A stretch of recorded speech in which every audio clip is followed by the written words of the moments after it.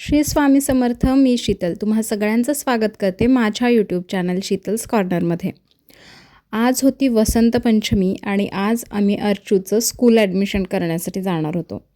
खरं तर हा योगायोग होता. अगोदर आम्हाला माहीत नव्हतं की आजच वसंत पंचमी आहे आणि वसंत पंचमी म्हणजे अर्थातच माता सरस्वतीचं आपण पूजन करतो आणि स्पेशली लहान मुलांसाठी तर आजच्या दिवसापासून अभ्यासाची सुरुवात होणं खूप छान आणि चांगलं मानलं जातं.